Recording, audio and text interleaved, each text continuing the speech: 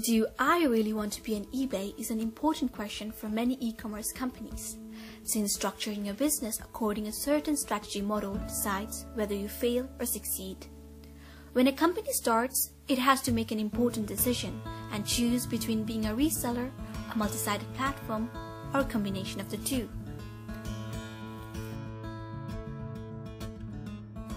First of all, we have resellers.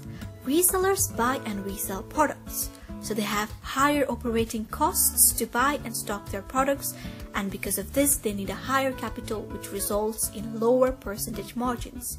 A good example of a reseller is supermarkets. On the other hand, we have multi-sided platform or MSP, a marketplace that connects buyers and sellers without controlling or owning the products being sold. A MSP receives a cut from every transaction and has lower operating costs because it doesn't have to buy and stock products like a reseller. That's why a MSP doesn't need a high capital and has higher percentage margins. And well-known multi-sided platform is eBay. This type of companies look financially more attractive, and with the advance of e-commerce and companies like eBay, we would think that it is more profitable to be an MSP than a reseller. But after seeing this video, you'll notice that this isn't always the case. How does a manager choose between the reseller model or the MSP? Most people think that because a certain model has made a company a lot of profit, that it will automatically do the same for their company. A manager has to take the following 4 factors into consideration to determine whether more or less control over a buyer-seller transaction will allow the company to extract significantly more value. The first factor I'm about to discuss is scale effect. High-demand products are sold more efficiently by a reseller because a reseller can capitalize on economies of scale. On the contrary, low-demand products, also known as long-tail products, are usually sold by MSPs. To illustrate this, Amazon is a reseller for high-demand products but acts as a multi-sided platform for low-demand products. Second effect is aggregation effect. Some products and services have much higher value to buyers when bought together than when purchased separately from independent sellers. Most patents on technology products such as smartphones have almost no use on their own for potential buyers because individual patents are not judicially strong enough to be sold separately, which is exactly why it isn't a right decision to sell them on multi-sided platform. That's why resellers are better in these situations because they buy and then sell them in bundles. Being a reseller also allows a company to exploit complementary relationships between products. We can illustrate this by using iTunes as an example. iTunes function as a reseller because it allows Apple to employ the give away the blades to sell the radio strategy with their iTunes iPod combination.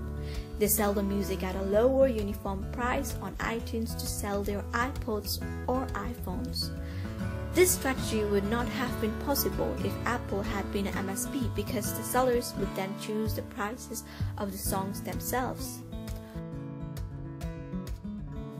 On the other hand, Apple doesn't use the same strategy for its App Store.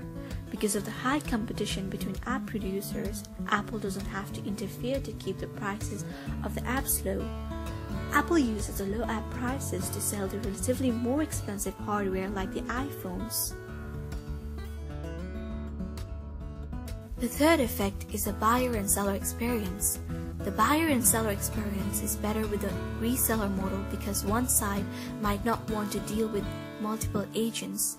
Take for example Zappos, a shoe retailer that started out as an MSP. After a while, Zappos implemented the reseller model because they realized they could offer a greater retail experience like faster deliveries, a universal return policy, standardized information about product characteristics and availability, and so on. Individual one-off sellers also face a lot of problems on MSPs. Because of the lack of expertise and credibility, it's hard for them to compete with the professional sellers, thus making a reseller model more appropriate. The fourth factor is market failure. So why do marketplaces fail? The main reason of this failure is the uncertainty about the product quality and reliability of sellers or suppliers. There is a way to solve this problem without having to move to the reseller model by introducing a reputation mechanism, like for example, eBay implements a feedback system. Airbnb, which is a company that allows house or apartment owners to rent rooms to strangers, also implements a similar feedback system and a mechanism that helps to secure the transactions. Another reason of the failure is the information or bargaining advantages of one party over the other. The weaker party might not want to take part in the transaction out of fear of being exploited. Sometimes it is not enough to rely only on market-based mechanisms to ensure quality and reliability. A company should then consider moving closer to reseller model by taking more control over transactions. Startup and growth. When a company has already made a decision where to position themselves on the reseller MSP continuum based on the four factors that were mentioned before, they still face challenges to get there. Most companies, even after determining that the MSP model is suitable for them, encounter the catch-22 problem. This problem is that buyers will not join your platform if you don't have enough sellers. Neither will sellers if you don't have enough buyers. There are two solutions for this problem. You can either solve this by focusing on a small niche. For example, eBay started off by focusing on collectors of PEZ candy dispensers.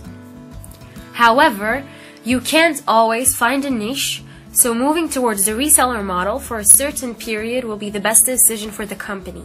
Amazon, for example, started off by buying and selling books and other products and collected enough buyers to attract sellers. On the other hand, companies aspire to be a reseller sometimes lack the resources to do so. In this case, they have to start as an MSP to have lower capital and operating costs. Gome, China's largest electronics retailer, employed that strategy. Everything we've discussed till now is also useful for identifying disruption opportunities or threats if you are an existing intermediary. In the typical disruption scenario, the established resellers are displaced by the emerging marketplaces. The MSP model has become powerful and widespread with the rise of the internet and mobile communication technologies. With new marketplaces created every day, the direct interaction between buyers and sellers has become easier. The traditional middlemen become outdated that way. eBay, for example, made the collectible stores no longer needed. Odesk, a platform where employers and employees can contact each other, is displacing the staffing agencies.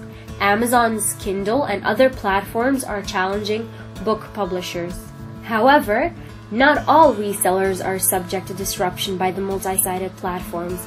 The advance of the internet-based video marketplaces such as YouTube and Xbox Live Marketplace, through which users buy content directly from providers, has not made cable and satellite aggregators out of date.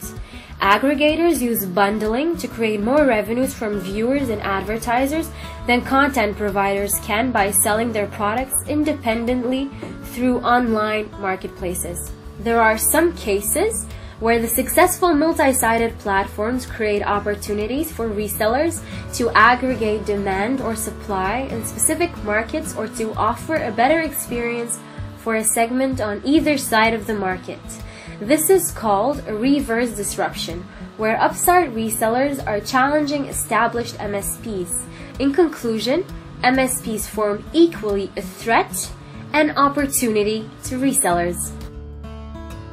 Before changing to the popular MSP model, managers and investors should consider where on the reseller MSP continuum an intermediary belongs and how to get there. There are various positions on the continuum between a pure reseller model and a pure multi-sided platform.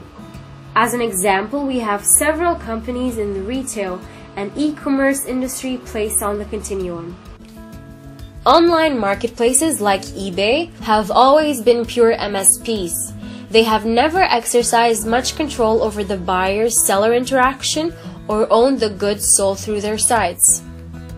On the other hand, Costco, Walmart, and other retailers have largely been pure resellers. However, there's an exception to the matter when a reseller sells shelf space to a market supplier, such as Coca-Cola, and grants control over pricing and the layout and stocking of the shelf. Some companies, like Amazon, shift gradually to either side if it's believed to be more profitable. From its founding to the early 2000s, Amazon was a pure reseller, but the company started moving towards the MSP continuum, allowing third-party merchants to sell products to Amazon users. In 2011, those third-party sellers accounted for 30% of the unit sales on Amazon. Within a given product category, Amazon may operate as a pure reseller, a pure multi-sided platform, or something in between, fulfilling orders but letting third-party merchants control pricing and the relationship. Although the rise of the MSP model successes over the past few years, it's important not to overestimate their attractiveness relative to the more traditional reseller model. The companies must be flexible enough to be able to re-evaluate their positioning as the competitive landscape changes.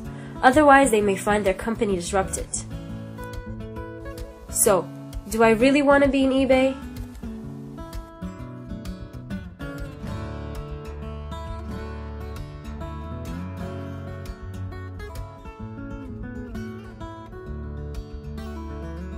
After analyzing this paper, the following 3 questions came up. Are those 4 factors mentioned before enough for a company to choose where to position on the MSP reseller continuum?